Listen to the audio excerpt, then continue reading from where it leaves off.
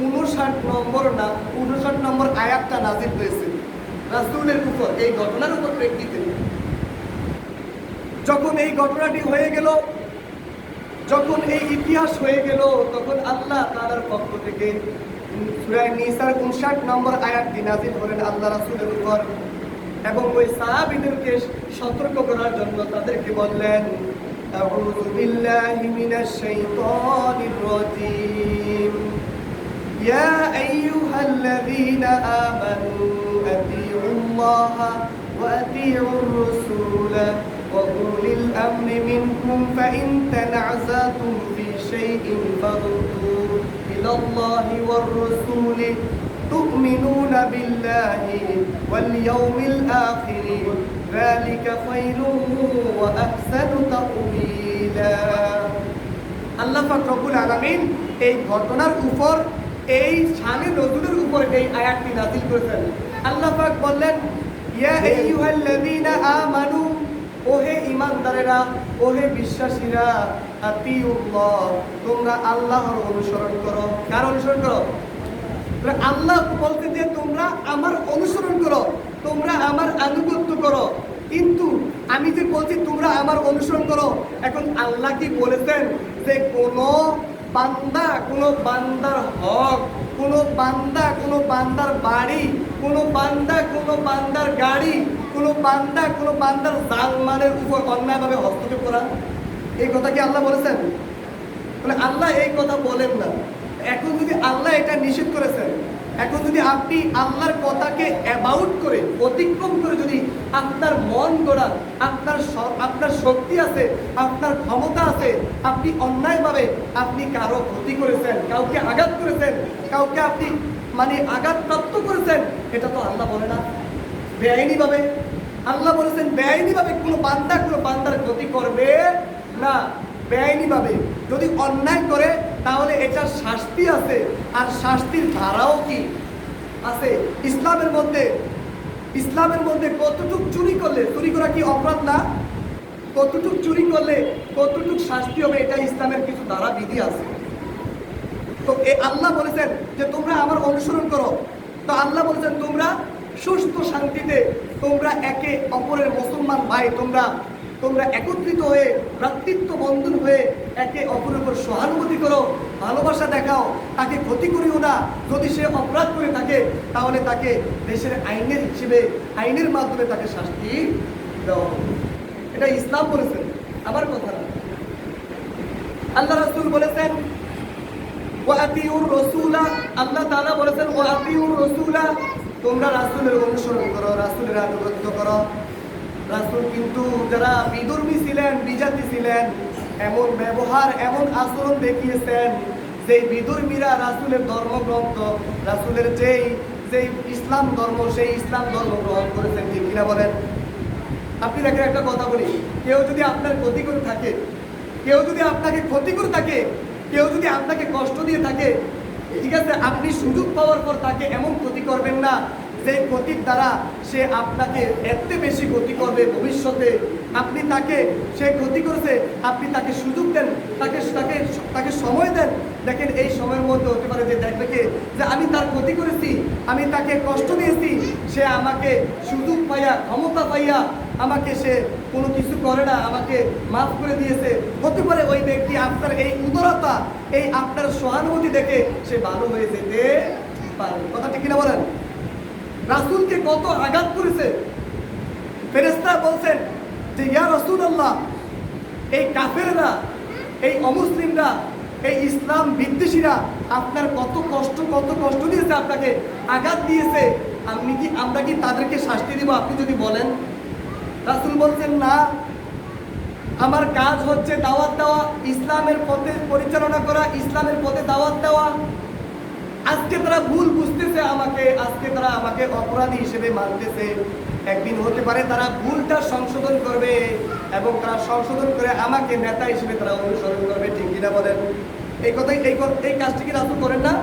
অনেক উদারতা, অনেক ভালোবাসা, অনেক মহাব্বত তিনি বিজাতিদের পর্যন্ত দেখাইছেন। মুসলমান না শুধু, তারা বিজাতিদেরকে তারা দেখাইছেন, মুশরিক ইহুদিদেরকে দেখাইছেন।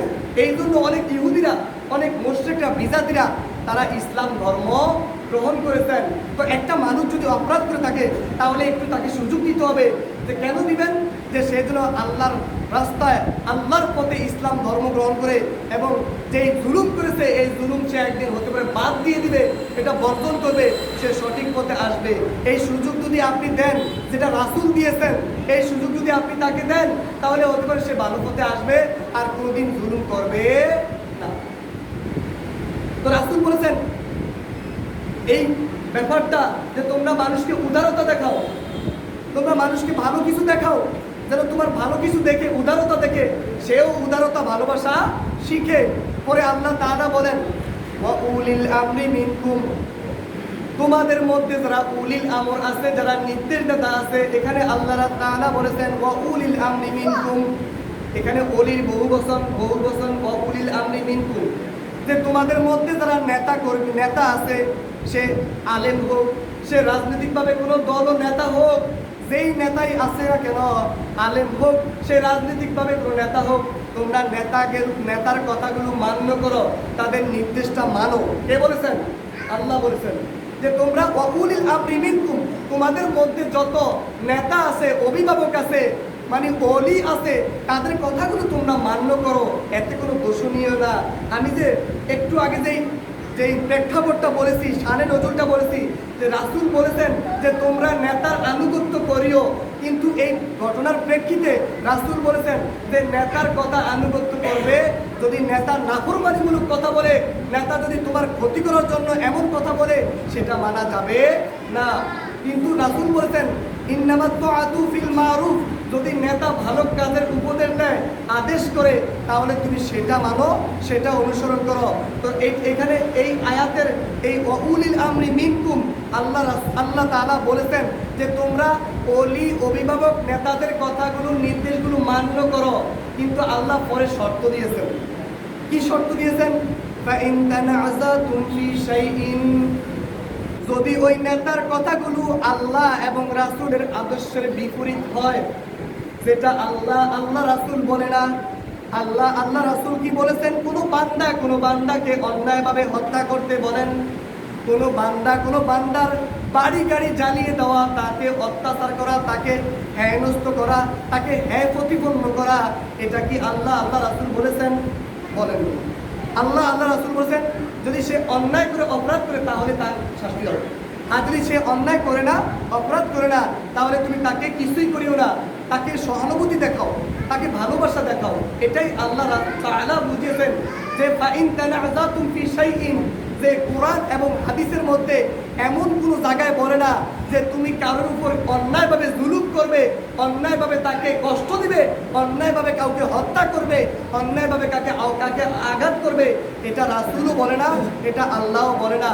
আল্লাহ তাআলা বলেছেন ফাইন তানাযাতুম ফি শাইইন, যদি ওই নেতায়, ওই আমির যদি তোমাদের এমন নির্দেশ দেয় যেটা কোরআন হাদিসের বাহিরে, কোরআন হাদিসের ব্যতিক্রম, তাহলে ফারুদ্দু, ওটাকে তোমরা প্রত্যাখ্যান করো। কি করো? প্রত্যাখ্যান করো, ওটাকে তোমরা বাতিল করো। নেতার ওই কথা মানা যাবে না যেই নেতায় নির্দেশ দিবে যাও অমুকের বাড়িটা জ্বালিয়ে দাও, এটা কি মানা যাবে? অন্যায়ভাবে অমুককে যাও হত্যা করো, এখানে এই কথা কি মানা যাবে? যাবে না।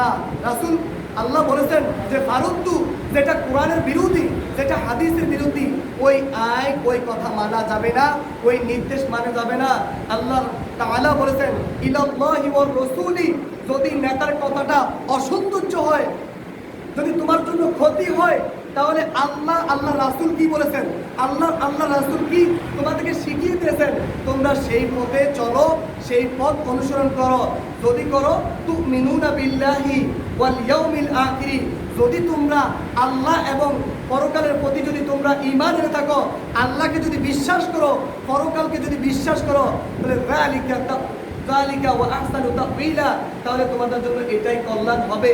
মানে কল্যাণ হবে কোন পথে চললে? যদি রাসূল তোমাদেরকে যেই আদর্শ, রাসূল তোমাদেরকে যেই পথ বাতিয়ে দিয়েছেন, শিখিয়ে দিয়েছেন, ওই পথে যদি তোমরা অনুসরণ করো, তাহলে তোমাদের জন্য ওয়া আহসানু তাওয়িলা, তোমাদের জন্য সেটাই উত্তম হবে, তোমাদের জন্য সেটাই কল্যাণ হবে।